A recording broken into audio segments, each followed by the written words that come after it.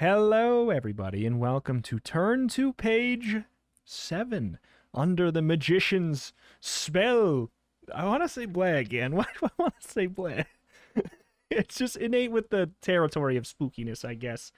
How you doing? Are you ready for magic? Bleh. Bleh. I mean, bleh. Abracadabra. It's got some spook in it. Yeah. I'm more of an abracadabra as the magical man kind of words. Yeah. I mean, we do see some very traditional magician stuff on this page. We've got the sawn box in half, the perspective smoke and mirrors illusion that must be occurring here to make those boxes appear perfect mirrors of one another, and yet weirdly wrinkle my brain slightly to look at them both. It's true. I will and say the box cut in half illusion, I don't know, well, I guess how would you do it without actually cutting somebody in half? Like, the fact that the box is just like, it is two very clearly separate boxes. I mean, there's no cut there. Mm-hmm. There's no cut there. You didn't murder anyone. You can't fool me. They're moving. Ah, but the trick has not yet begun. He's going to saw each of these in half. I'm going to saw the box in fourths. But, I mean, hey. No one's done that trick before. Probably, I mean, I guess I'm not well versed in magic. I saw Chris Angel and I got scared. You know, there should be just walking out in public. Was he doing magic at the time, or was it just? No, it's just like I'm like, oh, I shouldn't dabble in that. Like, I'm gonna become a demon or something, or I'm gonna own a, what is that? The breakfast brunch place that is either owned by Chris Angel or has all this stuff inspired by him. One of the two. Either way, it's weird. Can't dabble with that. I might own a brunch place. Who knows? It's even weirder if it's both. Yeah, exactly. I mean, like, I don't know. That's always been such a funny thing to me, is like when celebrities will either own a restaurant or something, and then you look at the menus. It is always fun to be like, well, what do they name it? Like, and this one was just so ham-fisted. It was just like the Chris Angel pancakes, it's just like, it's just like put in there's like crispy fries, like it was just that stuff. That's like, okay, we're getting somewhere. To say, like, at least make it crispy apple pancakes or something that fits it. Yeah, but after the fact that I mentioned that also on the menu was an anime version of Chris Angel as a child, like a chibi child in the kids section, I would like to move on. To eat? Yes. Would you eat this young chibi child? It's a chimichanga. I could not eat this young chibi child. I could not. He is incorporeal. What do you mean? I could not eat this young chibi child. We've got the Under the Magician's Goosebumps page in front of us. Moving on from the spooks of Chris Angel, would you like to hear what spooks we will be running into here? Absolutely. Beware! Do not read this book from beginning to end. Bummer. You have to take your bratty little sister, Joni, with you to the mall. Before you and your friend Sid can stop her, Joni runs into the magic shop. Of course, she touches everything in the store. But when Joni leaves the shop carrying a big book of magic spells, you know you're headed for trouble. Big trouble. The book of spells belongs to an evil magician, and he's going to use every terrifying magic trick, sawing you in half, throwing knives at you, even setting hundreds of rabbits loose to get his book back. Time is running out. The magician has put a powerful spell on Joni. Her body is slowly evaporating, and you're next. Can you destroy the magician before he waves his wand to make you disappear into thin air? Probably. Our track record of eventually getting there is pretty good. It's 100% actually. Of eventually solving the problem. I wonder, like, parallel to that, is there ever going to be one of these that we happen to get every single right option and we just do not hit a dead end? Yes, we will. Excellent. It'll be a glorious occasion, and it's going to be today. We're gonna get Exactly. It's got to have some kind of a name to it. Like, I don't know. We'll have to come with it. Hopefully, we don't actually get it today, so I can come up with a name for it then. Yeah, Goosebumps low percent. Yes, a Goosebumps low percent run. That's exactly 100%. Sorry, low percent. Yes. But alas, let's find out if we get the low percent run over on page 1. Are you ready? Absolutely. All right. You flatten yourself against the wall. You listen hard for a noise. Any noise. Will you be able to make your escape? The only sound you hear is your own raspy breathing. You slowly peer around the corner. All clear. It's now or never. You murmur. You take a dig deep breath and sprint towards freedom. Bang! The door slams shut behind you as you fling yourself onto the lawn. Oh, made it! You cheer, but you know there's no time to celebrate. You glance around. So far, so good. Race around to the side of the house.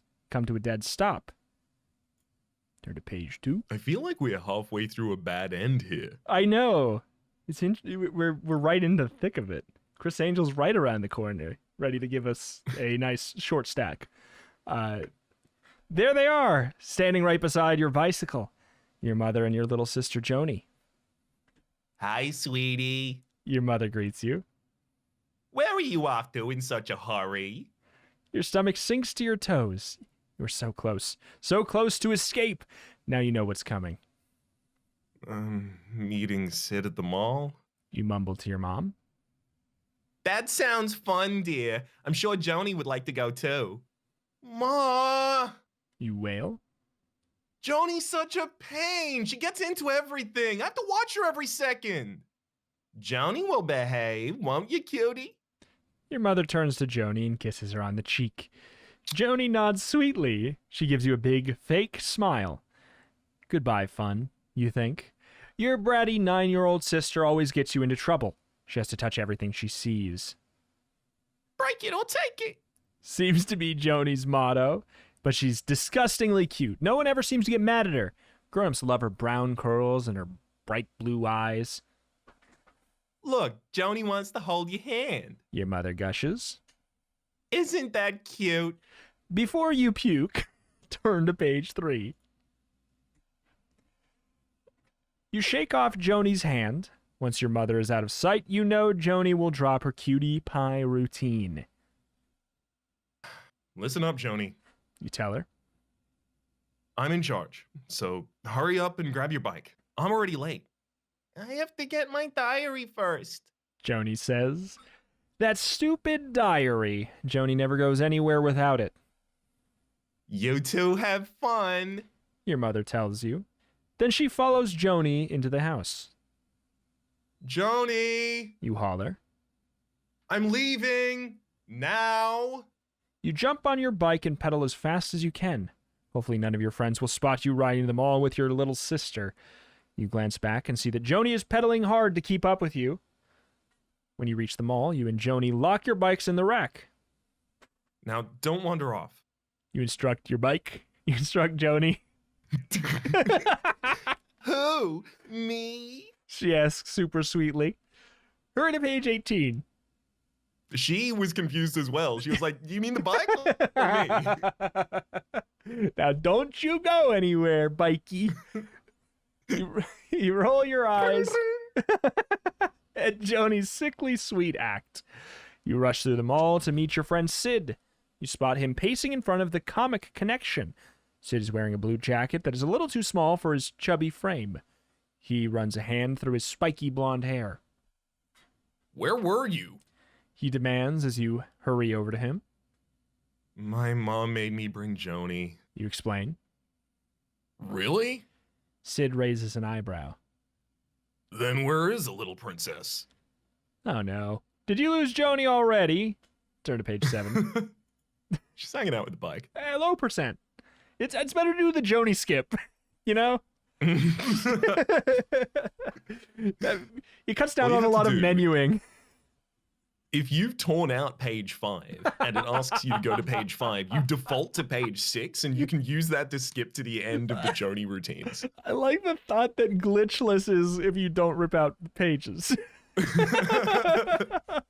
Mint condition %. Mint condition, mint %, yes. All right, Joni has already disappeared. Too bad you can't just let her stay lost. It would be great for the run and the PB, but you glance around the mall. There she is, You say, pointing across the courtyard. Joni stands frozen in front of the shop window as if she were in a trance. For a moment, you could swear her feet are floating inches off the floor. Can't be, you tell yourself. You blink and look again. No, her feet are still off the ground. On the ground. Dang it. The magic shop?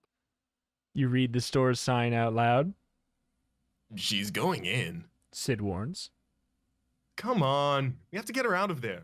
That store won't know what hit it. You and Sid follow Joni into the magic shop. Takes a few seconds for your eyes to adjust to the dim light. Sid gives a little gasp beside you. Wow. You murmur. The shop is filled from floor to ceiling with magic tricks. Of course, Joni is touching every single one. You shake your head as you watch her fiddling with a miniature guillotine, but then she sticks her finger into the place under the tiny blade. Joni, don't! You shout. Before you can stop her, she pulls the string. The blade drops right through her finger. Rush shot over to page 114. Joni, don't move. You race to her side. Your mom will be furious if you allow Joni to chop off her finger. You force yourself to look down at your sister's hand. You hope you'll be able to stand the sight of all that blood. Joni slowly pulls her hand from the guillotine. She grins up at you, waving all 6 fingers. Do you strangle Joni now? Turn to page 25. Or do you use every ounce of strength and try to ignore your little sister's tricks? Turn to page 6. I mean, strangling in public because of magic would mean that it would be a very dangerous profession, at the very least. Yeah, no one would get into the magical arts if they were risking asphyxiation every time they left the house. It's true. Only true bad boys. Exactly. That's where you get only Chris Angels in the profession. I am a little worried here, though, that our 2 options are, do you strangle Joni now? Or... Turn to page 25. Yes. it implies the inevitability of strangulation, for sure. We could use every ounce of our strength to try and ignore the little sister's tricks before the game obviously tells us to go back and strangle. I take that would be a weird one, actually, if we got a bad end. Fact that if they want us to strangle our little sister in a magic shop at the local mall, I find it hard to believe they could justify that being a good ending for the kids' book made for kids. Let's go to page 6. Let's do it. Joni? You spit out through clenched teeth. We've only just arrived, and already you've... I mean, she hasn't really done anything wrong, but you're interested by a poke in the back. Wait, interrupted by a poke in the back. You whirl around. There's Sid with a goofy smile on his face. Oops, Sid says sheepishly. He holds up his hands. They're handcuffed together. Sid! You scold him. You're as bad as Joni. A booming voice makes you jump. I see that you are enjoying my magic tricks. Great, you think? Chris Angel, the store owner, now we'll have to pay for the tricks we've touched. But where is the guy? You glance around the shop. You don't see anyone. You smell something, though. Something musty and rotten. Welcome to the magic shop. The voice says it all. A tall, thin man with a skinny mustache steps out of the shadow. It didn't rhyme. I can't keep going. Steps out of the shadows. He's dressed all in black. His black cape swirls around him as if there were a strong wind blowing. Except you remind yourself we're indoors. I am the magician, the tall man declares. Turn to page 125. Great shop, Mr. Magician. You use your most polite voice. Maybe that way he won't be angry about Sid and Joni playing with the tricks. Yeah, cool stuff. Sid pipes up. He reaches out to shake the magician's hand. What a jerk. He must have forgotten he was handcuffed. The magician peers down at Sid's wrists. You hear a low rumble that gradually turns into a creepy laugh. Sid's sorry about trying the handcuffs. You elbow Sid so that he'll put on his most sorry face. He does.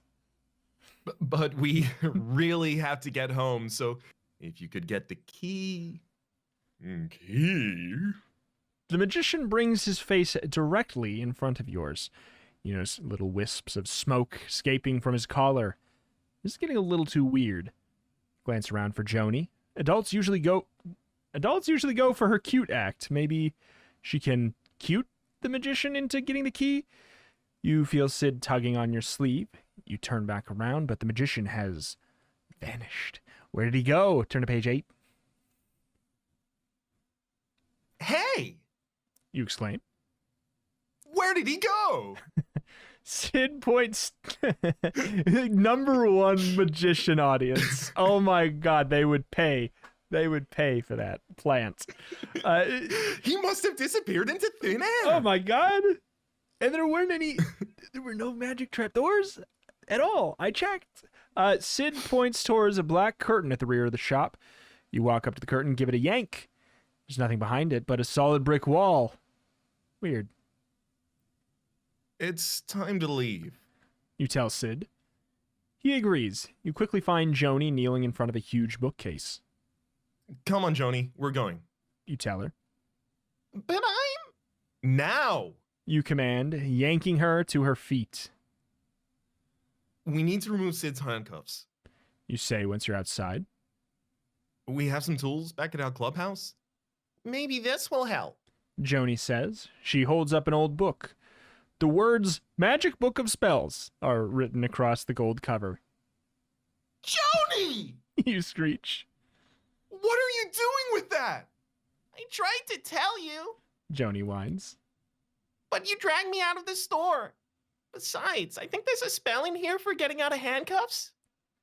Well, somebody needs to do something. Sid grumbles. I think these cuffs are getting tighter. What should you do? If you decide to try a spell from the book, turn to page 32. If you decide to go back to the clubhouse and use regular tools, turn to page 47. Now, if I know anything from the time I have spent playing fantasy games, yes, magical locks cannot be broken with regular tools. Yeah. But do we have a proficiency in spellcasting? What is our class? Unfortunately, we are Coopers, so we are a subtype of the village class. So we just make barrels. We're really good at that. We don't have any combat skills, any adventuring skills, any dungeoneering skills whatsoever. I mean, maybe the DM will fudge it. You want to go to 32? Let's give it a go. All right. Okay. Let's see if we can find a spell that'll do the trick. You say? You're willing to try anything. You grab the small, gold-covered book from Joni and skim the pages. It must be written in some kind of code. I've never seen words like this before. I bet I can read it. Joni brags, grabbing the book back from you. Let me have it. Fine, smarty pants. Go ahead. Joni studies the book, turning the page slowly. It must be a foreign language, she says finally. Yeah, like Transylvanian. Sid jokes. Maybe the English translation is in the back of the book. Joni flips to the back pages. I think you're right. This looks like English. You peer over her shoulder at the book. Oh, right. You say sarcastically. You snatch the book back from her. If this is so English, then what does Eben das Jaget Nabis Tagu mean? Unfortunately, you're about to find out. Go to page 40. This might be the most fun setup for accidentally reading out the phrase in one of these books, because this was like a mainstay of horror for such a long period of time that you would find some cursed book and accidentally recite the wrong passage from the tome and unleash hell. This is the best setup for it. Oh really? Yeah. If you're so smart, then what does Ivan does Yagen Naben Magoo mean? If this is so English, then it's just such I mean, because here's the thing, that's real. Like, that is a real situation. You know, between a brother and a sister, that level of just like snippiness, you would actually maybe read a cursed spell on accident. This is real. In the movie, this all happens, and then hell opens, like a portal to hell opens directly behind us, and then the character, like I guess Sid says, that just happened, and then we cut away guys, from the scene. We've got company. There's a portal to hell right behind me, isn't there? Yeah.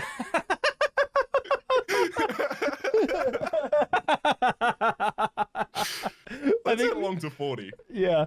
Loud claps of thunder echo around the mall. The sky grows darker and darker. Huge cracks appear in the floor. You watch in horror as a huge split in the tile moves towards you faster and faster.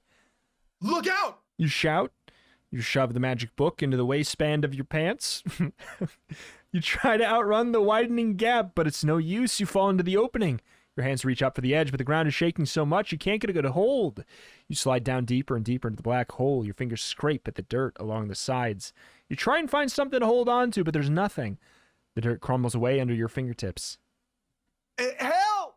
You shout, but there's no one there to help you. You plunge into the earth's darkness, tumbling over and over and over. Plummet to page 60. Wake up! Someone is shouting into your ear. You open your eyes. Sid is standing over you. What happened? Where are we? I don't know. Sid answers. Underground somewhere. You rise unsteadily to your feet. You notice Joni sitting on the floor. She looks as if she just woke up.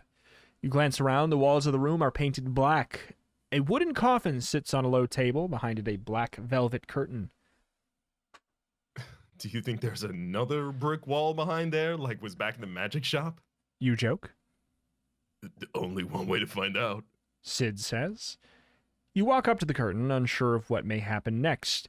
Before you can part the thick fabric, 3 men dressed in red tights somersault into the room.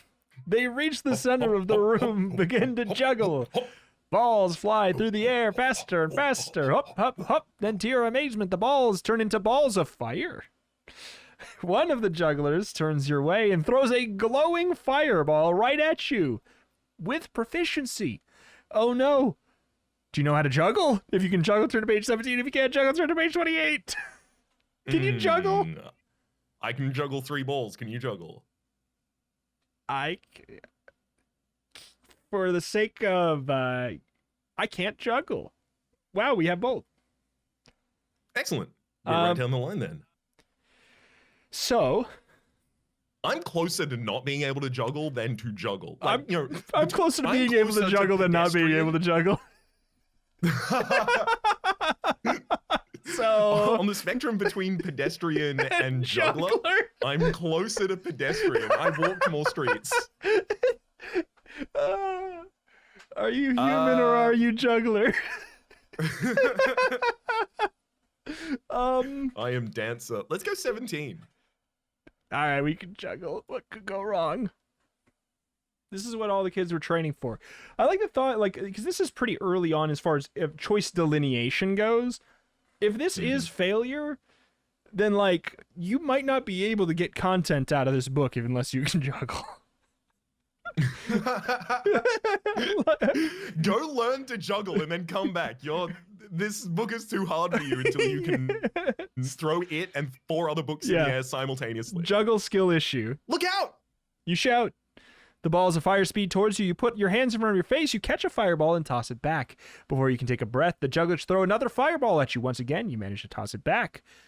Why are my hands burning up, you wonder?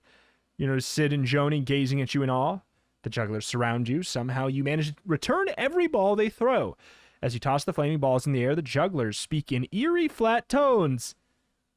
We, says one juggler. No, says the second. Who you are, says the third. What do you mean? Ouch! It's hard to talk and juggle at the same time.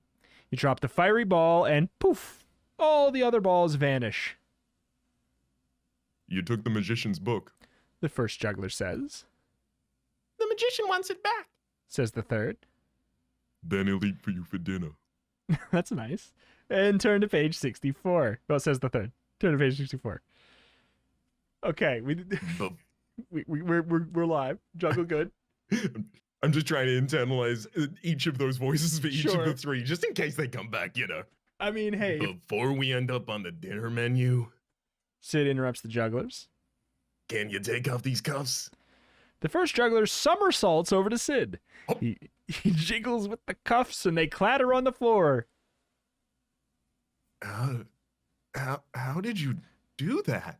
You ask. When you and Sid tried to unlock the handcuffs, it seemed improbable. It's a trick. The juggler answers.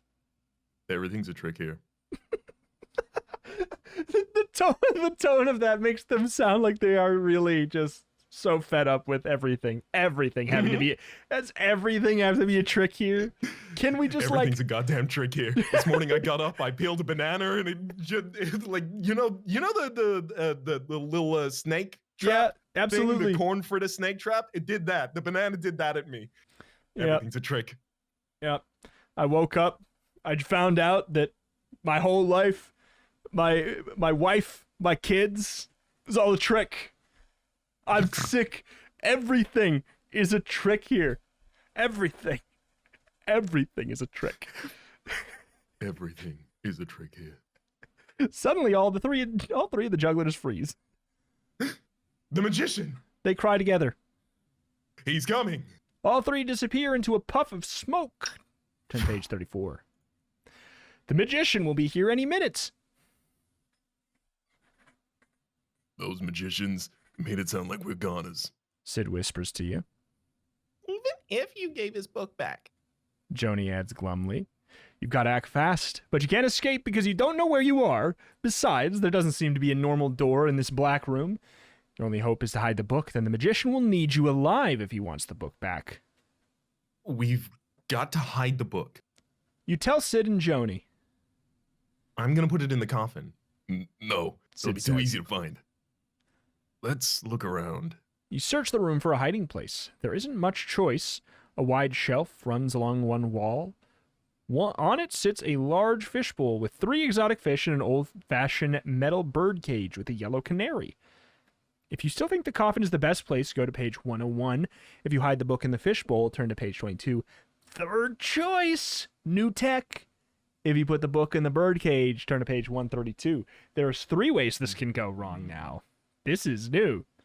3 ways this can go wrong, so yes. There's no correct way here? I mean, honestly, it's Goosebumps. It's Goosebumps. I feel like, I mean... Because there'll be a wrong path. The correct option was not to be able to juggle. It's actually jugglers who can't play this book. No jugglers. No jugglers allowed. No jugglers allowed. Yeah. Also, I would imagine that even the correctest of choice here would still have a bad path in the future. So I'm just gonna say that I'm right, and that's definitely what I meant. Very, very fair. I mean, so should we assess like what trick we think each of these could possibly be? Because like if you put the book in the bird cage, so the bird cage, there's like a disappearing bird trick, but the thing is it collapses the bird, as I understand it from having watched The Prestige, into the case at the bottom. Is that going to be able to hide the book? I don't know, maybe. Fishbowl, that seems like a bad idea to me just off the bat. I can't think of a fishbowl trick that is obfuscatory, but Raps, obfuscatory to the things inside of it, hides them. I remind you, everything is a trick here. Ah, everything is a trick. Every last thing. Yeah, or the coffin. I don't know. Feels like I don't know why the birdcage is calling to me. I feel like the coffin is Okay, like... good. Okay, you Birdcage is calling to me as well. Okay, calling like a canary. Let's do it. Let's do it. Tweet, tweet. The birdcage. You decide. Good idea. Sid grabs the book and races across the room. He sticks his finger into the birdcage. Don't be scared, little bird. He croons. I'm gonna open your cage and put something inside. Hurry up. You urge. The magician could be here any moment. And don't forget to put the book under the paper lining in the cage. We don't want bird doo-doo all over the book. Oh. Wait, who says that? Yeah. Stupid. Of course I was gonna cover the book. You don't have to call me stupid. I didn't. Oh. You declare. But if you didn't, who did? You idiot. Okay, which of you called me an idiot? Dummies. It's the bird talking. Sid exclaims. You and Joni rush over to the birdcage. Say something else, birdie. Joni coaxes. Sid opens the cage and slips his hand inside. That's when you hear a new voice. I wouldn't do that if I were you. Turn to page 19. Just hit the Rolodex in my head and I was like, what? Okay, that's the one, I guess. The biggest, grossest looking. Okay, never mind. Well, Sid. You whisper. Joni. None of us said that. And the bird didn't say that. Who said that? The magician? Joni squeaks. The three of you turn slowly and scan the room. A man steps out of the shadows. It's not the magician, but you don't feel any better. This is the biggest, grossest looking guy with a high-pitched voice that you've ever seen. His massive body towers over you. Your eyes travel up, up, up, up, up to the man's face. His skin is the color... Wait, is the color your face turns when you're about to be sick. Drool runs down the corner of his mouth. You can smell his foul breath from across the room. He's one creepy dude. And he doesn't look happy. We're in big trouble, you think. Then the giant's voice booms. Give me my birdie. Turn to page 65. Just retconning that high voice because I need to do a giant voice like that. Yeah. I'm down. The giant reaches out for the bird in Sid's hand. The guy's hand is as big as Sid's head. Is my little birdie okay? The giant makes kissing sounds at the bird. I'm a vanilla... Oh, wait. Sorry. I lost the track on who was speaking at the time. Giant makes kissing sounds at the bird. I'm a vanilla guest. He explains. I was just practicing throwing my voice. You mean you're a ventriloquist? Joni corrects the man. Good move, Joni, you think? Get the giant mad. The huge man peers down at Joni. Uh-oh, you think? Here it comes. You're cute. The giant tells Joni. I know. She replies. They smile at each other. You don't believe it. Joni's cute act is working on this gross guy. Can you show us how to get out of here? Joni asks, flashing her dimples. Sure, come with me. The giant says, taking Joni's hand. Joni, wait. You call. You are not sure you trust this guy. Do you just want to sit here and wait for the magician? Joni asks you. She's got a point. Sid adds. What do you think? Should you go with the ugly giant? Rude. If so, turn to page 110. If you think it'd be better to wait, go to page 67. The deadly experiments of Dr. Eek conundrum. Sit in a chair? This is basically like a shallow test, right? Like, are you shallow? Like, yeah, we said monstrous, we said big, we said ugly, we said all of these different descriptors about smell and stuff like that, but all of the actions we've shown from this character are being gentle and sweet. Do you still judge them by that first thing we said? Yeah, he's ugly. I mean, sure. No, but I'd like to we go. can still believe he's ugly and go with him. I would love to. I don't believe he's ugly. In my canon, he's beautiful. He's ugly and beautiful. He's He has unique. non-traditional charms. Somehow he has a hunchback on his face. Like, I don't know. I love him. And sometimes I want a partner's breath to only smell like sherbet at all times of the day. Exactly. He likes the bird. That's enough for me to love this character with all my heart. I'm going to 110. With no deliberation. Okay, You tell the others. let's get out of here. The giant opens a trap door in the floor. He pulls Joni through it. Sid follows closely behind. You peer into the dark hole in the floor. A damp smell makes your nose crinkle. You see crooked steps leading down. You hope this wasn't a mistake. You climb down the stairs. You find yourself in a dark tunnel. Mold and cobwebs cling through the rough walls. The others are far ahead of you. You have to follow the sounds of their voices. You finally come to an open doorway. You glance inside.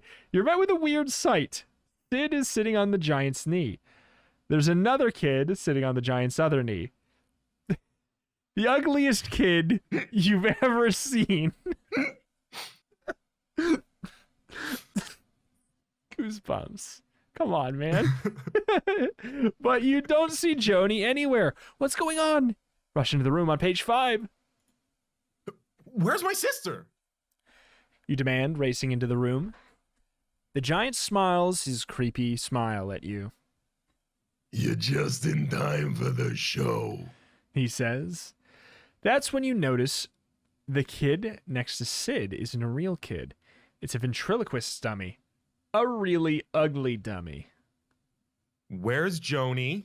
You ask again, of course, knowing Joni, she could have wandered off by herself. The dummy's red eyes blink open. I'm Freaky Freddy. The dummy says. Children don't like me. They think I'm too scary to look at.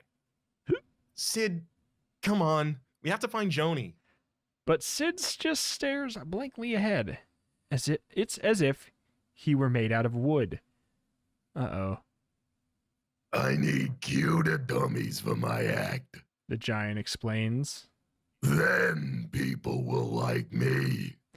No, you think it can't be. You notice a large cabinet. You rush towards it and yank it open. Joni! You shriek.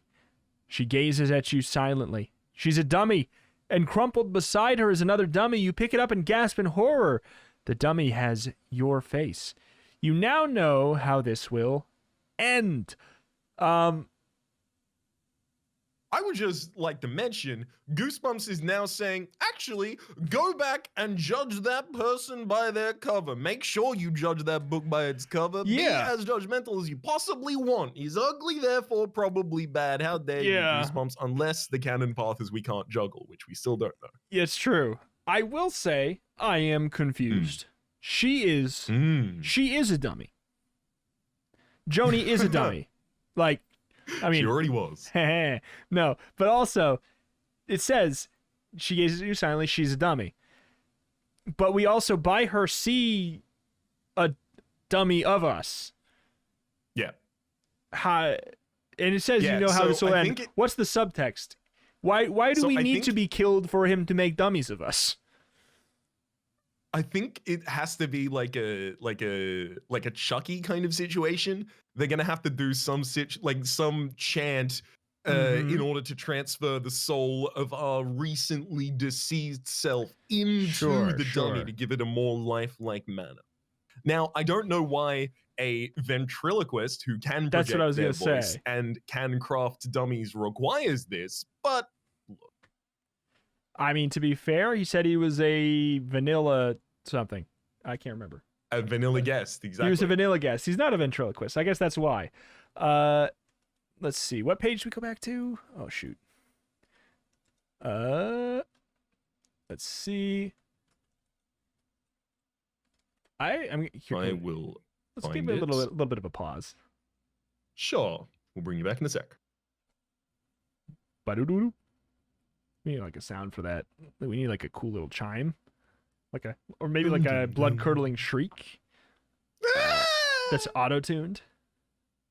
I can't auto-tune my voice in real. Ah, All right, page That's not how 65. it worked, baby. What was the context for right before page 65? Like, this is if we do not go with the giant because he's ugly and we're shallow. So rather, this is the giant appearing on this page, and we are asking whether or not we should go with the giant in order to try and get out of here, or stay put. I see. If you think So it would be if we better, think it's better to wait. Yeah. Okay. I mean, I guess at this point, Just hit 67. okay. You don't trust this guy, No offense, but I think we should wait here. you say. You hold your breath, wondering what the giant's reaction will be. He let go of Joni's hand and stalks towards you. Your eyes travel up and up and up to his gross face. You don't believe it. There's a tear starting to trickle down his slimy cheek. You don't want to go with me. The giant asks in a trembling voice. You don't like me. He flings himself onto the floor. His shoulders shake as he wails and moans. He weeps. You, Sid, and Joni exchange puzzled looks. No. We like you a lot. We really do. But it's no use. The giant is crying so hard he can't even hear you. Huge tears roll onto the floor. You're soon knee-deep in tears, then chest-deep. Now you can taste the giant's salty tears. You're going under. Then you start crying to yourself when you realize this is the end. You shallow jerk. You shallow jerk. How dare you? Wow. You should have gone with him and become dummies. Exactly. Is it like, were we supposed to I think we can't operate with the birdcage. I think the birdcage is wrong. Yeah, okay. So do you want to go to do you want to put in the coffin or the fishbowl? Because I got the pages for those. Ooh, let's go with the fishbowl. Okay, that's 22. Coffin's too default for us. Yeah. Never go with your first thought. So Second long, thought. low percent. Back on the grind. Maybe we'll get there eventually. Maybe the fishbowl would be a good place to hide the magic book. You say. You walk over to the shelf and peer at the fishbowl. The fish stare back. No way. It'll be totally obvious. And the fish might get mad. Sid adds. I don't think that's gonna happen. You tell them. You've just noticed the fish aren't real. They're a trick. They just were painted on the inside of the clear bowl. You reach into it and do a double take. You can't believe what you see. Your hand becomes invisible inside the fishbowl. It disappears completely. You test it again. You pull your hand out of the bowl, shake off the water, stick it back in, disappears again. This is so cool. Hey, Joni, check this out. Joni glances your way. You watch her eyes travel down your arm to the fishbowl. Her mouth drops when she notices your hand appears to be gone. Then you lift your arm out of the water. Joni's eyes grow wide with terror. You glance down at the end of your arm where your hand should be. My hand! Where's my hand? Turn to page 106. A look of horror comes across Joni's face as she stares where your hand should be. Her eyes well up with tears. Oh, here it is! You exclaim. You poke your hand out of your sweater. Gotcha! You double over laughing. Does it all have to be a trick? Everything's You a trick have here. a really sick sense of humor. Joni mutters. Also, why did we get mad? We got mad at her for doing it in a normal magic shop, but we can do it in a life-threatening parallel universe magic realm ball in Wonderworld environment. Yep. That's double standards. Interesting. Okay. Yeah, you poke it double over laughing. You have seen. Okay, Joni mutters. She sticks out her tongue and stomps away. Hey, now we know the fish. Sorry. Hey, now we know the book won't be seen if we put it in the fishbowl. You tell Sid. Either the fishbowl or the water makes things invisible. We'd better put the book in there, in something rather, to keep it from getting wet. But what? Sid reaches into his pants pocket and pulls out a plastic bag. It's got half of a peanut butter sandwich in it. He removes the sandwich and stuffs the whole thing in his mouth. There you go. He mumbles with his mouth full. You take the capital B baggie.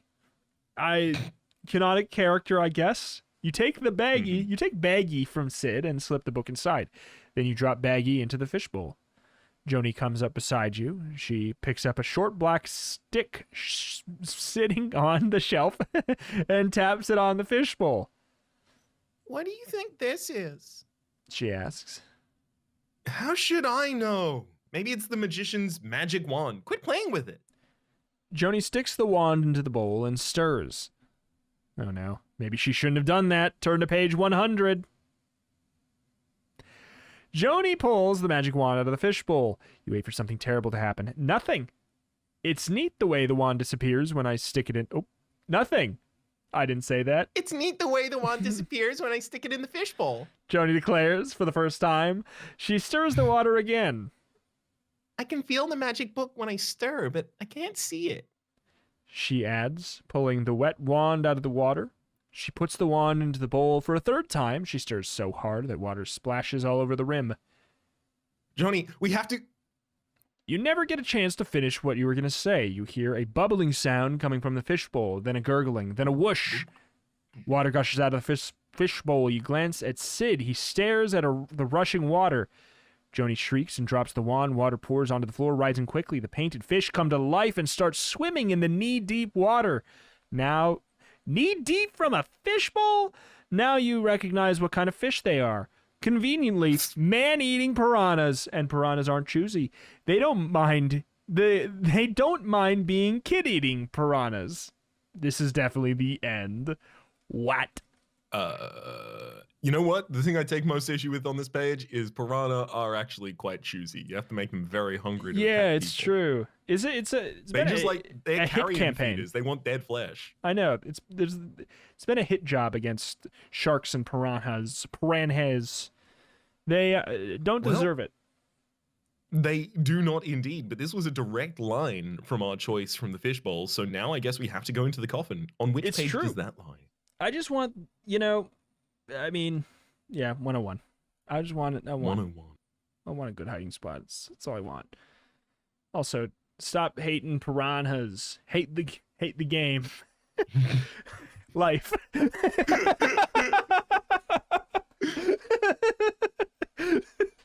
You decide the coffin is the best place to hide the book. You run over to it and try and lift the lid. It won't budge. Help me! You yell to Joni and Sid. Maybe together we can pry it open. Well, if I knew this was the teamwork option, then obviously. Joni and Sid rush over to the coffin, grunting and groaning. The three of you tug the heavy lid. Gives an inch, then 2 inches. Enough to slip the book inside, then the lid snaps shut, almost taking your fingers with it. Just in time, a sound behind you makes you whirl around. See a black hat topple off the shelf across the room. A black crow flies out, circles the room, lands on the coffin. Ooh! You watch stunned as the crow turns into the magician. You 3 meddling children have taken something of mine, and I am here to get it back. The magician's voice echoes throughout the room, takes a step towards you. Which one of you has my book? He demands. We lost it. We lost it. You say quickly. Don't you dare lie to me! The whole room seems to shake with the sound of his voice. Lies make me very angry. And you don't want to see me when I'm angry. The magician warns. The magician points at you. I'm quite calm. I'm actually sedate right now. This is me on a good day. Don't talk to me before I've had my framilization. I've come straight from my daughter's wedding. Today is the best day of my life. I'm on my way to yoga. The magician points at you. It really centers me. Find your chakra. Now. At once. The magician points at you. Sparks fly from his fingers. What is he doing to you? Hurry to page 66. You glance down and see that your feet are no longer touching the floor. You float higher and higher. The magician snaps his fingers. You're turned upside down, suspended in midair. Then you start shaking like a salt shaker. Everything from your pants pockets falls onto the ground. When the magician is satisfied that you don't have the book, he does the same thing to Sid and Joni. Gum wrappers, markers, rubber bands, even a sandwich fell to the floor. Okay. Cannon. That must be Joni's sandwich. That must be Sid Joni's. Canonically has eaten his. Has he? Not in this reality. No. He ate the sandwich in the fishbowl reality. That's what I'm saying. There you Canon. go. Good point, well made. Loophole. We are multiverse travelers. It's not their fault. Okay, yeah, even a sandwich fall to the floor. You must have hidden the book. The magician realizes. Thud. You, Sid, and Joni drop onto the floor. Hey! Joni complains. Not her! She rubs her backside. Backside. That wasn't. Oh, sorry. Backside. She rubs her multiple backsides. What have you done, magician? My That's patoots. magician's voice, I guess. I've made it twice as likely that you get a bad end by accidentally having your batoot revealed. Oh no! Vulnerability. That was nothing. The magician growls. You have a terrible feeling he's telling the truth. The magician claps his hands, and a tiny hourglass is suddenly hanging from a rope around your neck. The sand will run out in exactly 1 hour. He explains. If you fail to return the book in perfect condition, you will join my collection. What collection? You ask. Then out of nowhere, a gust of wind blows aside the velvet curtain behind the coffin. What you see makes all three of you scream in terror. What's behind the curtain? Find on page 113. You were right. Behind the curtain is a brick wall. He's gonna turn us into a brick. But there's something else too. A wooden cabinet with rows of glass shelves, and on the shelves are heads.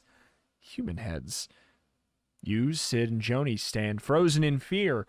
You can't tear your eyes away from the horrible sight. 12 shrunken human heads stare back at you. You monster! You shout. You force yourself to face the evil magician, but he disappears through the brick wall. Again. You have to think of something. You really don't want to have to get your head shrunk. You don't even want to see how Joni and don't even want to see Joni get her annoying head shrunk. Now what? Sid asks. Let's give back the book? Joni says. I don't think we should. He might not let us go after we give him what he wants. That book is our only assurance that he won't hurt us. At least for an hour. He adds, glancing at the hourglass. But if we don't give him the book, he'll take our heads for sure. Joni counters. They turn to you for a decision. If you think you should give the book back to the magician now, turn to page 78. If you think you'll have better luck by hanging on to the book and trying to find a way to escape, turn to page 36. Oh, boy. I mean, every scenario in these books that we have been like, I'll let you go if X. They never actually have. Yeah, exactly. So... Exactly what I'm thinking. No one threatens to make you a shrunken human head and then, oh, it's all good. Never mind. Oh, sorry. You apologized. We're all fine now. Like, they're two extremes. I think we've got to have a hang on to this book. I also think it's going to be important that we have it to the ability to recite the passage possibly backwards or something like that in the future. Do you remember it? Tootie Pootie? No. All right. I almost did try and copy paste it out so I would be able to reference it consistently on other pages, but I was too slow. All right, here we go. 36. You don't think the magician will let you go once you give him the book. Your best bet is to escape now. But how? If the magician got out, You say. so can we. But he's magic. Joni counters. And he knows his way around. He probably built this creepy room. Fine, don't help. Your pointy little head will look great on that shelf. Joni stamps her feet. The hollow sound echoes in the small room. Quit picking on me! She whines. You and Sid roll your eyes. Come on, Sid.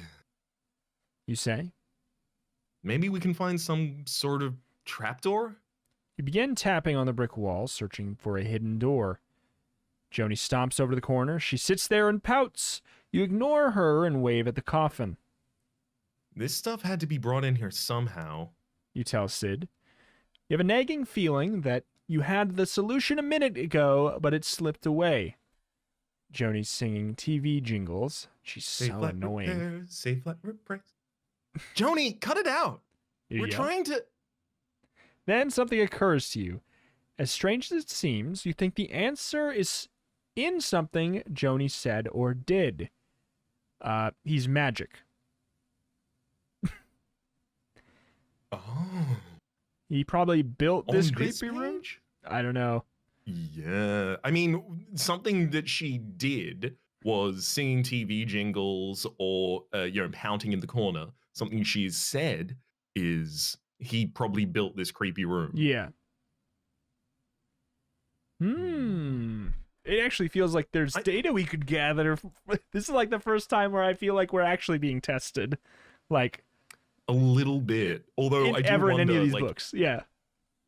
Yeah, I do wonder if they'll throw the wrench in the works, so to speak. And as soon as we say, I mean, she astutely observed that the magician probably made this room, so there's probably magical ways out, or blah blah blah blah blah. And instead we'll have no. Her singing the TV jingles was actually the right way. That's the way to get out of here secretly. He just muttered under his breath the Geico commercial, and that's why the magician got out. Could be. Let's go with said. Let's go with the default first and see. Feels more likely. It feels more likely. Would you like to start reading the page for us? We don't have to. Like, get real. Give it a go. When has Joni ever said anything that's been of any help? Are you having a good hair day? Because your head is going to be in permanent view of the Magician's collection. The end. Quickest death on a page I've seen so far. All right. Three sentences. 3 sentences. I mean, hey, it was nice and quick. Let's go to page 108. Mm-hmm. All right. You are positive that something Joni did was the clue to your escape, but what was it? You retrace her steps. Sid follows right behind you. When you come to an abrupt stop, Sid bangs into you. I've got it. This is okay. All right. I should have said something. I'm an idiot. What's up? I was gonna say that well, we'll get when we'll cross the bridge. I've got it. You cry, jumping up and down. What? Sid demands. You've got what? Joni, you are fantastic. You swoop over to her and plant a big kiss on her head. She Mwah. stares up at you. What did I do? She stammers. When Joni threw her fit, she stamped her foot. It made a hollow sound.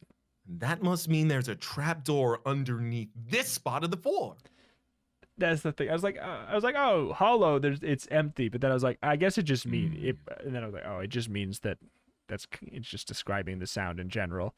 But alas, that won't hold up in court. I didn't say it. The 3 of you quickly roll back the rug. There it is, a shiny metal latch in the floor. Your key to freedom. The trapdoor opens with a creak and a groan. You can see the top of a set of stairs. A wave of damp, musty-smelling air rises up the steps. Come on, you say. You lead the way down the stairs. Can't see anything. Joni complains behind you, hollowly. Shh. You whisper. We don't know what we'll find down here. That's when you hear it. A mostly blood-curdling scream. Ah! Okay. I was scared. Go on to page 81 if you dare.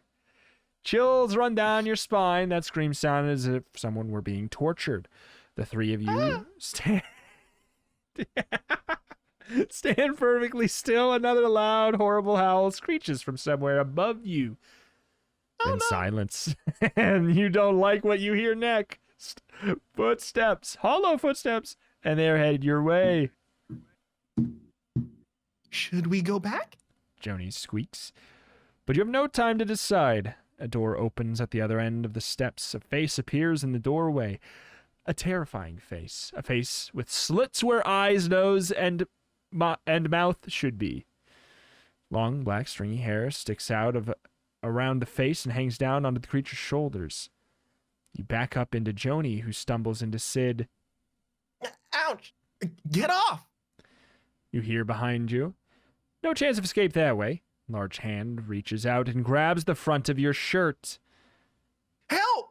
You cry. Hurry on to page 44!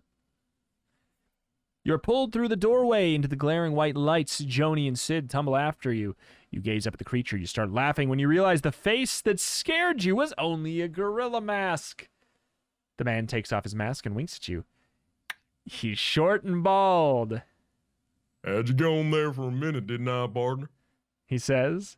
Sounds like your cousin from Texas. The man drops the gorilla mask on the floor and picks up a giant cowboy hat. That's when you notice he's dressed head to toe in a cowboy outfit. Jeans, cowboy boots, spurs. He helps Joni to her feet, then shakes Sid's hand. You're just in time, partner. He tells Sid.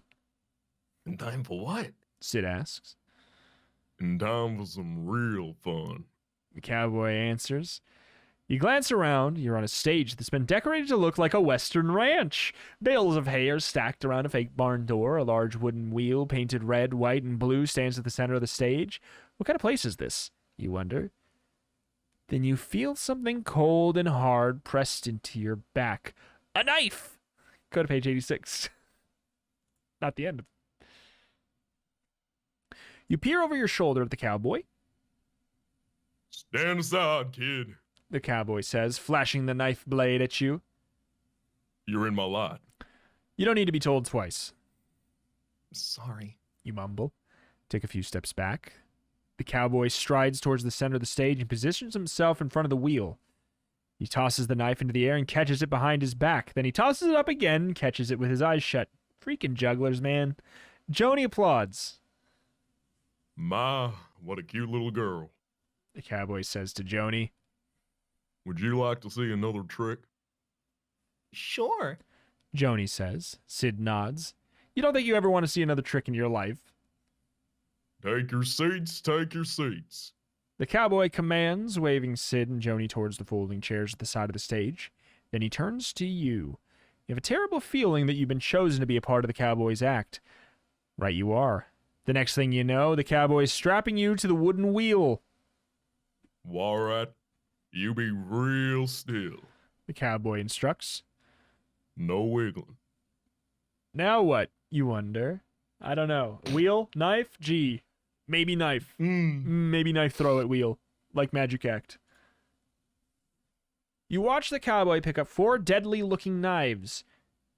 Now you know you don't like this. Excuse me. You begin, but you're so frightened that you have trouble getting the words out. The cowboy doesn't hear you. He takes 3 knives in his left hand. The other knife he aims directly at your head. The knife thuds into the wood next to your left ear. That was close. A second knife cuts into the wood next to your right ear. That was even closer. Hey, wait a minute. Your voice comes out as a squeak. The third knife thuds right above your head. And now for the grand finale. The cowboy announces. I'ma spin the wheel. He strides towards you. Let me off this thing. You shout, but the cowboy ignores your protest. He smiles at you, grasps the side of the wheel, and gives it a sharp yank. Round and round you turn, the cowboy takes aim with the last knife. No! You wail. You can't look. You shut your eyes. If you can juggle, turn to page... No. If it's a Tuesday, Wednesday, Thursday, hold your breath until you you can get to dodge 35. knives. Turn to 35. But find the nearest civilian, give them a knife, see what happens. Turn to page 35. Hold your breath. You open your eyes and sneak another look at the cowboy. It's hard to see his face as you spin around and round. seems to be concentrating very hard. Is this trick safe? Joni asks, her voice trembling. She sounds scared. Kind of nice to know she's worried about you. I'll tell you a secret, little lady. The cowboy assures her. It's a trick knife, completely harmless. Cool. Sid says. He and Joni lean forward in their seats. Maybe the cowboy knows what he's doing, you think. You've seen this at circuses before. You shut your eyes just before the cowboy throws the knife. Whoa, dang, wrong knife. Oh, the last words you ever hear at the end. Jesus. I don't even know what we have to go back to at this point. It would be give the book back? Oh my god. Is it that far?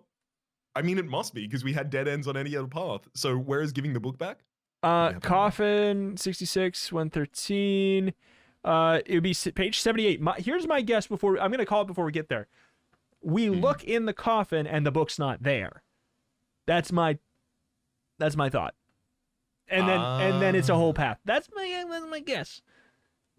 But that's my guess as of now. So, again, as a reminder of where we have returned to, we have not even yet seen the magician return, and we have seen them return. They've disappeared, and we're deciding whether or not to give the book back or attempt to keep it to escape. Exactly. So we're going 78. 78. I think we better give the magician what he wants. You tell them. Joni and Sid nod. You sigh and walk over to the coffin. But when you lift the lid, you discover the book has disappeared. It's gone! You shout. Joni and Sid rush over to the coffin and they peer inside. Maybe there's a secret compartment.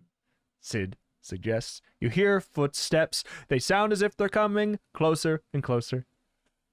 Do you think it's the magician? Joni whispers. I don't know, but I sure don't want to find out. You tell her.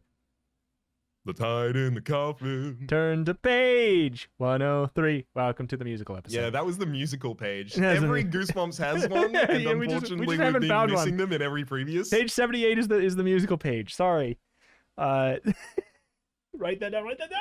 Okay. Why is it not letting me click? Well, there we go. Okay. You, Joni, and Sid climb into the empty coffin. The lid clicks shut above you.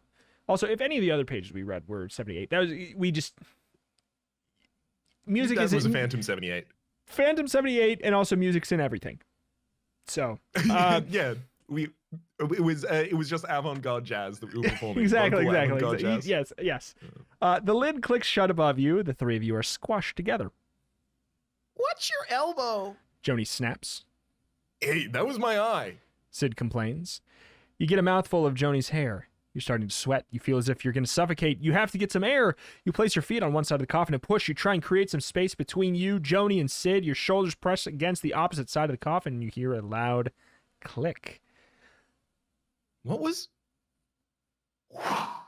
The bottom of the coffin pops open, and you're suddenly sliding down a metal chute faster and faster, tumbling over and over. The chute comes to a sudden end. You crash land into the hard floor. Joni and Sid hit the floor next to you. Look for the magic book. You say, jumping up. Joni spots the magic book lying on the floor by a tall wooden cabinet. Just as she reaches for it, a man steps out from behind the cabinet. His foot lands squarely on the book. Turn to page 112. The man is tall and dressed in a sequined white suit. Sequined, what a word. Sequined white suit. He wears a blue mask that covers half his face. You can tell he has no ID. He's standing on the magic book. You want to keep it that way. Welcome, welcome, welcome. The masked man says. Are you my new assistants? Why, yes, we are. You say. You glance at Joni. She gives you a little nod, and then you wink at Sid. He winks back. He understood your plan immediately. Lie. You approach the masked man and shake his hand, pulling him off the book. Nice to meet you. You say, walking him towards Sid. You glance back to see Joni grab the magic book and slip it into her backpack. Oh, good. The masked man replies. I can never seem to keep acquaintances or assistants. Now come along. The masked man leads you over to a low table. You don't like what you see. On it is a long, gleaming sword and a very sharp saw. A long box lies on a table nearby. Which trick would you like to do? The masked man asks. The Cabinet of Swords? Or would you rather be sawn in half? You don't like these options, but he's waiting. So choose. To be sawn in half, page 49. To test your luck on a Cabinet of Swords, page 55. I mean, this, I don't know if we can get any information other than choose one. Because both of these could go horribly wrong in the Goosebumps universe specifically. To be fair, it doesn't say be cut in fourths, and we do see the cover of the book, and we're live. So. Okay. Let's get sawn in half. I like that trick. Sure, I don't know. I like that trick. It's also the cover of the book. So hey, let's go with that. I'll do the sawn in half trick. You say? At least you've seen this trick before. Who knows what a Cabinet of Swords is? That's like, what? Excellent. The masked man claps his hands. The table with the long box on it rolls towards you. Taking your hand, the masked man helps you climb into the box. You lie down in the hard wooden box, your head sticking out one end. So, what do I do? You ask. You gaze up at the masked man. He looks awfully nervous. Leave it all to me. He tells you. Ties a blindfold over your eyes and plunks the lid on the box. If I can just remember what I'm supposed to do. You hear the masked man mutter. You don't like the sound of that. Hey! You shout. You pound on the lid. I've changed my mind. I want to do the other trick. But no one answers. You listen hard, trying to figure out what's going on. Then you hear the sharp teeth of a large saw slicing through the lid of the box. Turn to page 135. You pound on the box. Help! You shout. Get me out of here! The teeth of the saw slice back and forth, inches from your stomach. You can't take it anymore and you pass out. When you open your eyes, you're still in the box. Your blindfold is off. You touch your stomach, still in one piece. There's any blood, no pain, just an odd tickling sensation. Guess it really was just a trick, you tell yourself. You can hear applause. That was a great trick. You hear Joni say. Really cool. Comes Sid's voice. The lid is lifted. The masked man peers down at you. All right in there? He asks. You bet. You climb out of the box and immediately fall over. What's wrong? Find out at page 21. What's wrong with me? You ask. You try to stand up, but your muscles don't seem to be working. You hear a gasp. Sid and Joni rush towards you. The masked man holds out his hand and helps you to your feet. You glance down. Your mouth drops open in horror. Your feet are on backwards. You turn to the masked man. What did you do to me? You demand? The trick was going so well. I sawed you in half without a problem. Then... Oh, no good. The other magician's gonna make fun of me feet on backwards. Shrugs to his shoulders. He shrugs his shoulders. Sid and Joni crowd around you. You have to fix this. Sid shouts. Joni gazes at your backwards bottom half and oh no, our bum. Always forward. Oh no. I can try. The masked man says. He picks up the saw. No way. You yell. Who knows what kind of mistake he'll make next? Well, Joni says. Mom always complains that you don't know if you're coming or going, and now you'll have an excuse. The end. Backward legs forever. Forward bum. This is evil. Yeah. 'Cause think about it. We lay down in the box, tummy up. Yeah. Right? Yeah. How do He you do sawed us in half, and then he must have picked up one of the boxes or opened it and inverted the limbs. Like, this doesn't just happen. This does not just happen. I don't know. I'm starting to think this place is a bit tricky and maybe evil. Let's do the Cabinet of Swords, I don't suppose. think this masked man is being sincere with me. Yeah, I think it's a trick. Cabinet of Swords? Everything is. Yep. Ain't it all. Where are we off to for 55. the Masked Man or the trick? 55. Cabinet of Swords. You there? Yes. All right. You hope the Cabinet of Swords won't be as deadly as it sounds. Let's get to work. The Masked Man commands, clapping his hands. Now, you stand there. He yanks Sid to one side of the wooden cabinet. And you stand right there. He instructs Joni, pulling her to the other side of the cabinet. Then he passes a hand over her face and mutters a few strange words. Her expression goes completely blank. He does the same thing to Sid. Sid stares into space, unmoving, unblinking. What did you do to them? You stammer. It's for the trick. The Masked Man informs you. They're under my spell, of course. Of course. What kind of trick is this? You ask. You'll see right now. The Masked Man waves his hand over his head. Sid and Joni open the doors of the tall cabinet. Inside, you see the blades of 10 swords running from one side of the cabinet to the other. Somehow you don't think you're going to like being this guy's assistant. Turn to page 124. You watch as Joni and Sid silently pull each sword from the cabinet. They place them on the low table with the other gleaming sword. When all 10 swords are removed, the Masked Man waves his hands again. He pronounces some more strange-sounding words. Sid and Joni push you into the cabinet, and you hear a lock snap shut. Silence and darkness surround you. This is worse than being squished in the coffin. At least there you had Sid and Joni for company, and you weren't waiting to find out what those swords were going to be used for. You don't have to wait long. Something hard and cold slides in front of your ankles. You peek down. Yikes, it's a long blade of a sword, and there's 10 more to go. Oh no, turn page 30. 10 more to go? When all 10 swords are removed. There was one on the and table, there's one 10 in inserted, the box. And now there's 10 more to go. Oh, one on the table? One on the table? The gleaming sword point. on the table. Aha! There is no loophole. There is no plot holes in this book here yet today, except for all of the magic. It's a trick, you tell yourself. But how does it work?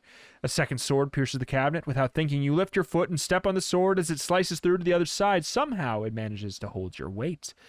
That's it. You realize I have to step on each sword as it comes through the cabinet wall. It's difficult, but you manage to keep your balance as you climb on top of each sword that slides into the cabinet. By the time the final sword is pushed through, you're crouching in a tiny space at the top. Now what, you wonder? The swords are slowly pulled out again. Each sword slides out. You place a foot on the sword below it. Finally, you're standing up again at the bottom of the cabinet. The door flings open. Excellent. Oh, sorry. Excellent. He says for the first time. The Masked Man congratulates you. Such good work should be rewarded. What is it that you want? We want to get out of here. You tell the Masked Man. How do we escape this crazy place? The Masked Man gazes at you sadly.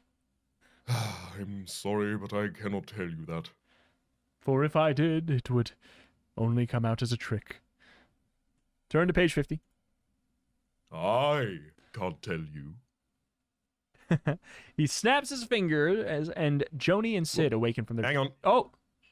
Masked Man continues. I can't tell you, but I know 2 people who can. He snaps his fingers, and Joni and Sid awaken from their trance. Now, he tried to, but then he was like, oh, wait, I didn't say the second half of my sentence. They glance around, He doubled back. dazed. Yeah, What happened? Sid asks. The Masked Man is going to explain how we get out of here. You explain, Good, Joni says. because the sand in the hourglass is almost run out. You hold up the tiny hourglass. It's still on a rope around your neck. You almost had forgotten about it, but Joni's right. Mhm. There is very little sand left, and you're down to minutes now. Who can tell us the way out? You ask the Masked Man. You can ask Mr. Knowledge. He knows everything, and he answers all questions. The Masked Man picks up a piece of rope and throws it into the air. The rope stiffens and rises up into the ceiling. It disappears into the darkness. Mr. Knowledge is performing up there. He says, waving the rope. Or you can ask Ms. Cardsharp. She would know the way out. She's playing cards right now. To meet Mr. Knowledge, climb the rope to 97. If you want to meet Mrs. Cardsharp, page 82. I mean, Mr. Knowledge seems like, if we're trying to get the answer to a question, Mr. Knowledge is the That one is to ask. But true. is that just way too obvious? I do like that, like, the descriptions here are, you can ask Mr. Knowledge. He knows everything. He can answer all questions. Or you can ask Miss Cardshop. She's playing cards. She's playing cards. And yet I feel like I it kind could of want be. to. I kind of want to step on the rake and meet Mr. Knowledge. I suspect Me he too. will lie about everything. That could be, or we just have to do the classic riddle, Who knows? You decide to ask Mr. Knowledge for the way out, but first you have to climb up the rope, You want me to climb up that rope? Sid asks. No way. I'm the one who gets picked last in gym for every team. Come on. You say. At least you can try. Joni and I'll help you. I'll even give you a boost up on my shoulders. It's easy. Joni assures Sid. She scrambles up the rope and disappears into the darkness. This doesn't seem to make Sid feel any better. You kneel down and let Sid stand on your shoulders. Slowly, you stand up. Your knees wobble. Excuse me. Boy, Oh boy. no more Super Sundays for you, Sid. You weigh a ton. That's right. Tease me about my weight. Forget it. Just climb. You say. Oh, just climb. Sid manages to put one hand over the other and climbs up the rope. As soon as he lifts off your shoulders, you scurry up behind him. You can do it, Sid. You encourage him. But can he? Turn to page 43. As you near the top, you check the sand in the hourglass. Not much time left. Give Sid one last shove. He falls forward onto the edge of the opening in the ceiling. You pull yourself up and over, flopping onto the floor beside him. No time to rest. You tell the others. The sand has almost run out. We gotta find Mr. Knowledge. As soon as you say, Mr. Knowledge. the lights flash on.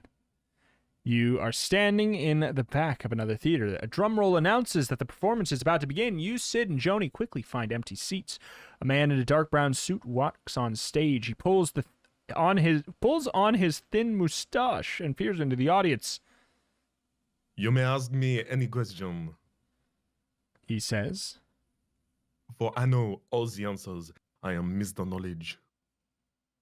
What's a henway? Someone shouts from the audience. Do you know? If yes, go to page 26. No, page 38. Oh, I know it in metric, but I don't know it in imperial. I mean, I'll be honest. Do you know how much a hen typically weighs? I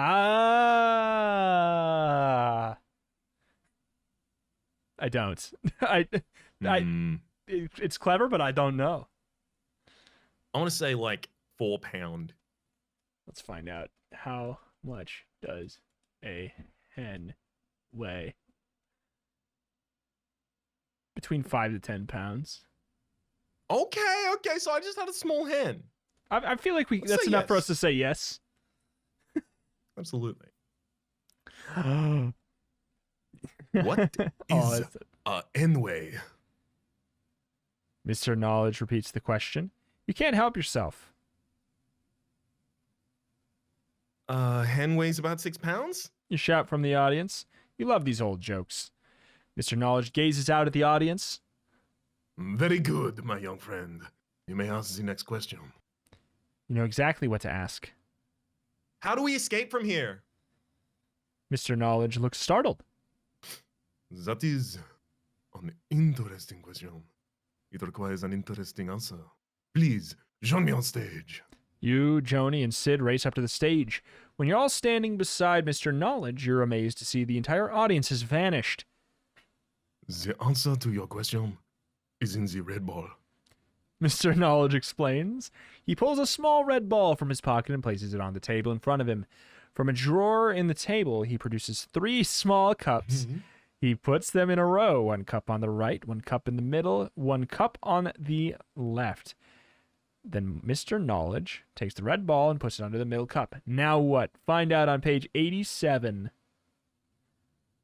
Oh my god. Wait, it's in the middle?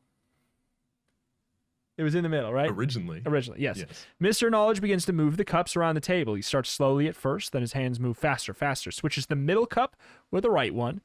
Then he moves the left cup into the middle and into the middle of the other two. Now the cup on the left and the cup on the right are swapped. You're getting dizzy watching his hands move. I mean, it's on the left. Yeah.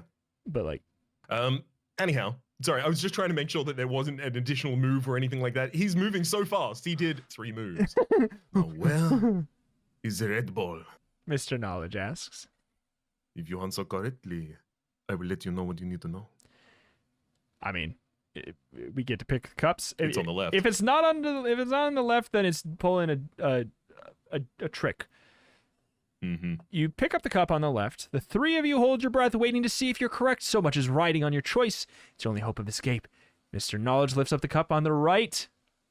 No red ball. So far, so good. I will give you a chance to change your mind. Mr. Knowledge offers. He places his hand on the left cup. You stare at it. Is the red ball under there? Oh no.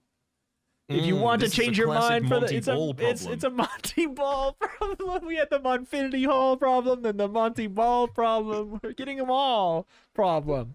If you want to change your mind for the middle cup, but it doesn't apply here. Well, unless maybe. magic. I mean, yeah, exactly, right? Because the real trick to the cups and balls is you don't actually put your ball under the first cup in the first instance. Instead, you substitute it to a second one, and then you just take them off the table or substitute them with oranges or whatever the heck. It's true. I want to respect the Monty Ball problem pun, Yes. but I think we should stay with the left cup. I think so too. But I do like 62. the spirit of the other one so much that I'm so curious. I don't know. Okay. You, Sid, and Joni all have your eyes glued on the cup on the left. You hold your breath as Mr. Knowledge slowly lifts up the left cup. The red ball rolls out. Woo! We win! You cheer. You, Sid, and Joni slap high fives. Now, Mr. Knowledge, how do we get out of here? The answer is in the red ball. He hands the small ball to you. Throw it against the wall, and the answer will be revealed. You hurl the ball against the wall. On the impact, the ball splatters into red paint. The paint runs in all directions until it makes a doorway. You glance down at the hourglass. Oh no, just a few grains of sand left. Run for the door! You shout, pushing Sid and Joni forward. We're almost out of time! The 3 of you jump through the red doorway and find yourself back in the magic shop. Whoa, we did it! Sid cheers. We're back in the mall. Then you hear it. Ha ha ha ha ha ha ha ha. The horrible laughter fills your ears. The rotting smell fills your nose. And then there he is in front of you. The magician. There's no escape. He sneers. He grabs the hourglass around your neck and pulls hard. The cord snaps. Just a few more grains of sand left. He says, holding up the hourglass for you to see. Then I'll have 3 new heads for my collection. The magician waves his hand. The wooden cabinet appears. He snaps his fingers. The doors fly open. The terrible shrunken heads stare at you. Oh. The put-upon friend that you keep bullying for Yes. bad reasons will go first. The magician says, kindly. You hear a clanking of metal wheels. You gasp. A real guillotine rolls to the center of the room. Go to page 80. You stare at the glistening blade of the guillotine. You can't tear your eyes away. You notice Sid. He's taking strange, stiff steps towards the terrible machine. Sid! You cry. What are you doing? You rush over to him and grab his arm, but he doesn't stop.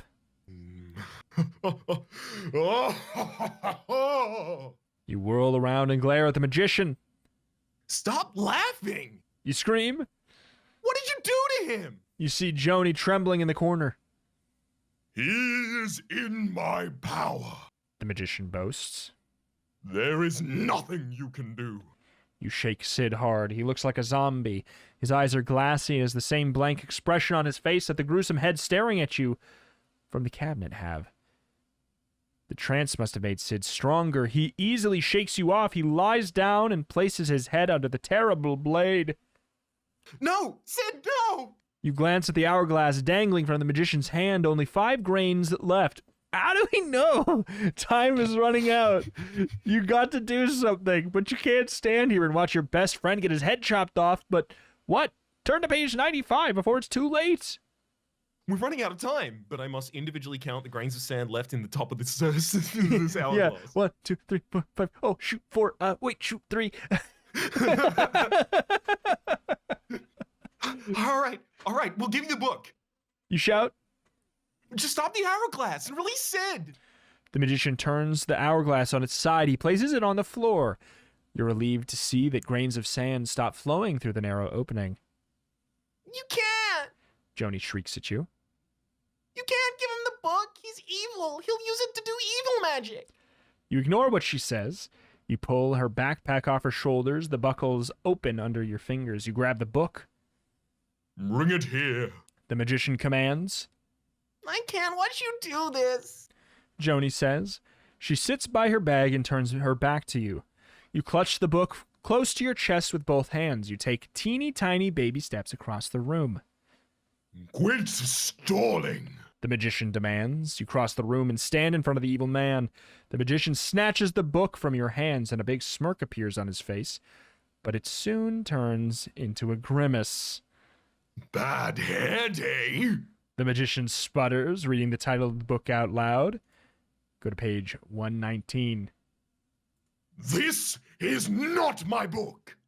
The magician thunders. Now! You shout to Joni. She jumps to her feet. In her hand is the real magic book. Joni's been waiting for your signal. While you were stalling, she was searching for a magic spell that might help you. No pra is panalo look! Joni pronounces. Huh? You say. You doubt the nonsense she just read will stop the magician. The magician roars. His hands fly up as he tries to cover his ears. Joni repeats the strange words. Amazing. No pra e pas na look. The spell seems to be working. The magician wails again as he wraps himself entirely in his cape, as if he hopes it will block out the sound of the spell. He's completely hidden inside of it. Then the cape drops silently to the floor. The magician has vanished. Did the spell really work? That depends. Is today your lucky day? The magic book says Monday, Wednesday, and Friday are the lucky days. Monday, Wednesday, lucky days. Tuesday, Thursday, not lucky days. I mean... I think it has to be a lucky day for us, certainly, right? I mean, it is accurate that it is for you. As always, it works out so well that we're in both zones, so I guess it's our lucky day. Unless that's bad. Let's continue. It's our lucky day. Here we go. Uh-huh. This is your lucky day. As soon as the magician disappears, Sid wakes up from his trance. He and Joni race for the door. You stand over the cape, staring at it. Strange to think how frightened you were only moments before. And it was this cape that had you so scared. You pick up the cape off the floor. It's so smooth and silky. You have to wrap it around you. It feels good. You knot the strings under your chin. You gaze down at the beautiful fabric. You begin to turn. Then you twirl faster, faster. You love the way this cape floats behind you. Hey, come on! Joni calls from the doorway. Let's get out of here. Sid adds. You turn towards their voices. Puny children. They are nothing before your great power. You know what you must do. You snap your fingers. Behind you, the cabinet door opens. You watch Sid's mouth drop open and Joni's eyes grow wide in terror. Your heads will be perfect for my collection. You tell them. The guillotine rolls farther into the room. You have become the new magician. The end. Good ending. Yeah, good ending. Good ending. Magic. Oh, it's nice that we finally have a good ending and we become a magician as well. Although we are going to have children coming to our store and depose us at some point, so we may want to see if there's a better ending on the other side. I mean, it is convenient that it is a, it's Page 24. Too bad this isn't your lucky day. Page 24. Too bad. Yeah. Oh. Oh no, it didn't work. The magician's still alive, but where is he? You eye the crumpled cape. He couldn't be there, could he? Creep towards the cape. It's just a piece of fabric. A pretty nice looking piece of fabric, if you're gonna be quite honest. You tell yourself. You try and shake off the feeling of dread as you slowly move forward. Your foot accidentally hits the hourglass that was sitting on the floor. Skitters across the room, stopping in front of the cape. You reach out for the hourglass, but the other hand clutches it first. Another hand clutches it first, a hand that stretches out from under the cape. The magician's hand turned to page 51. Oh my god. You are frozen in fear as you watch the magician's hand grasping the hourglass. Where's the rest of the magician, you wonder? You don't have to wait long before you find out. The cape rises until it towers over you. The silky fabric slips onto the floor. The magician stands before you, one hand holding the hourglass, his other hand shoots out and grabs you by the throat. You try and scream, but the words are choked off. The magician's fingers squeeze tighter and tighter. The hourglass dangles in front of your eyes. 2 grains of sand left, and then it'll be all over for everyone. Wow, this all happened in 3 grains? You must stop those grains. It's your only hope of defeating the magician. You struggle for air and reach for the hourglass. You miss. Your lungs are burning. You're about to pass out. You have one more chance. You lunge for the hourglass. Do you grab it? Close your eyes. Let your finger land on one of the numbers and go to that page. 77 or 88. All right, I'm fine touching my screen. I'll just clean it afterwards. Okay. What you got? Okay, I completely missed. And again. I got 88. 88 is? I also like 88 because it looks like 2 hourglasses. Oh. You give it all you got, but your grasp falls just short of the hourglass. Johnny, You manage to gasp. help me. Use another spell. As you slip in and out of consciousness, you hear Joni reading something, but you also don't understand the words. Your eyes close. You're about to pass out. You become aware that the room is full of people. You feel the magician yanked away from you, and your eyes flutter open. You can't believe what you see. The magician is being stuffed into the cabinet by dozens of attackers. Attackers who look exactly like you. Joni, You shout. what did you do? She bites her lip. I thought it'd be a good spell. She holds out the page for you to read. Multiply your strength. Looks as if the magician has been defeated. As soon as the cabinet door clicks into place, it disappears into a puff of smoke. The other yous turn and gaze at you expectantly. Very weird feeling to be stared at by dozens of faces identical to your own. What are you going to do with them? Great. Joni grumbles. As if one of you wasn't too many. The end. That's Not kind of good, I guess. It's going to cause an identity crisis. absolutely. For everyone involved. It is indeed certainly not bad. I will say I am. We did catch the hourglass. I mean, I will say I'm certainly curious, and at this point we're probably basically at the end, and we've already invested all this time anyways. You want to see what 70? Exactly. There's only 2 grains left. 77? Yeah, there's only 2 grains left. You give everything you got. You stretch out your arm so far it starts to cramp. Then, using every ounce of strength you have, you lunge for the hourglass. You've got it. Every muscle strains as you lift the cord and place it around the magician's neck. Excuse me? The hourglass dangles under his chin. You're not too late. You watch the last piece of sand drop into the bottom of the hourglass. The magician's face begins to change in front of your eyes. His eyes turn up in his skull. His skin on his face bubbles like oatmeal. You realize that the hand at your throat has relaxed its grip. It hasn't let you go yet, but you can take deeper and deeper breaths. Air fills your lungs, and you begin to feel stronger. You reach back and swing your fist at the magician's face. The magician's head topples off its shoulders and bounces around the floor.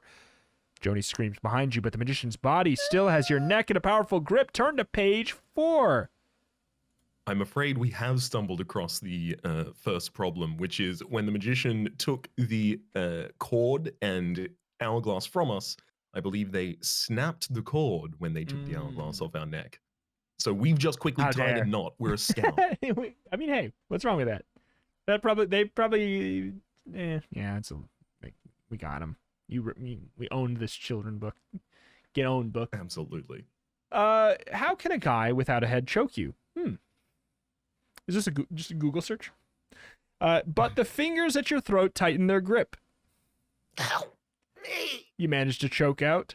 Joni finds a sword on the wall and chops off the magician's arm. You find the arm. You and the arm fall to the ground. Then Joni pries the magician's finger off your neck. Fingers off your neck. Oh my god. Thanks. You tell Joni. That was close. Stand up and walk over to the head. Yuck. You say, picking it up. You bring it over to the cabinet and place it on the empty shelf. It's over. What's going on? Sid asks. He's sitting in the guillotine. The trance must have been broken when you defeated the magician. It's a long story. You say. Then you notice something. The walls of the shop seem to be dissolving around you. You, Joni, and Sid hurry out the door. You turn back and see that the magic shop has already disappeared. Glance down at the magic book in your hand. It's fading away into nothing. Well, after a day like today, maybe you're not so surprised after all. The end. I don't know. I want to be a magician. I want to be magic. I want to be the one with a book and turn my friends and sister into dead. Yeah, okay, that does happen. I want to have multiple me's. Yes. I mean, this is just that path as well, but we have fewer me's. I know. We can't play human Pikmin. Think about it like this. What if we had like a job share program, right? So like Okay. there's 40 me's and only each of us has to do 1/40th of the work because they just pass it off to the next person. I don't know how I'm going to sustain 40 people with the same income that would have been sustained with one person. I'm assuming we can just split the food 40 ways. Fair. What if we only go to school 1 day a week each, and we'll have each one... You know what? Clone number 3 wants to go to the prom when I don't really want to. But it's kind of weird because they're going with the girl I like. You know? So you have to find a similar suit to them on the prom night because you got a little too jealous when everyone else was posting prom photos on Twitter. It's and true. then you have to go and try and substitute yourself in the position, but then you end up in wacky hijinks because it turns out another one of your clones took another person to the dance and they're two timing. Oh my god. And She's then... right behind me, isn't she? That happened. Oh, it's a portal to hell and my other date behind me, isn't she? Isn't it? Oh no. Alas, this has been a long one. So we wrap it up probably here. But dang, you know what? Thematically, I like this one maybe the best. Like Yes, as far as it was the most consistent. The best world building. And I don't know, I just like a magician. And also it feels like a magic realm is a good place for the pacing of this book to be held in. Yes. It ties in well to the whole like, well, the next page is like a completely different thing, which makes a lot more sense here. Yeah, exactly. Right. Kids horror, like world building and kind of like the I guess you might call it the malleability of the world that needs to be maintained for what Goosebumps wants to do to it is better preserved in a magical pocket dimension. I agree. Also, everything is better in a magical pocket dimension. So Also true. hard to argue there, but hey, either way, as Hey, we folk, wrap it up here, if what do you got to say? you were gonna do a thing, I would ask first off that you use the service that you are listening to this on to rate the podcast, help us get on those charts so that we can attain new viewership, etc. Blah, blah, blah, you know, play the game. But if you wanted to recommend it to someone personally and directly, the easiest way to do so is by saying, hey, I think you might like turntopagecast.com. Indeed. That being the landing page where you can find the podcast on all of the different sources you can find it. It's true.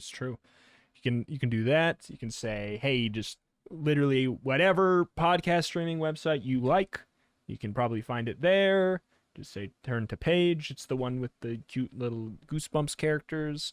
You know, it would be great if you word of mouth, most effective when it's a small podcast would be wonderful. But yeah, alas, We also have the email turntoPageCast@gmail.com if you want to send anything, even like, I don't know, different choose your own adventure book suggestions or anything like that, or comments, ideas, or whatever, just anything you want us to hear or maybe share or something. Send it over there. But alas, consider leaving the reviews, and if you're watching on YouTube, consider doing a like, and consider, sharing it that way as well. It's just as effective, just so more people hear, because it's just a lot of fun. I'd like to continue to do it. So Very much the same. yeah. Alas, that's gonna do it here for today. One thing is no trick, and that's that we're done. There is no trick no more. Goodbye. Adios, yo.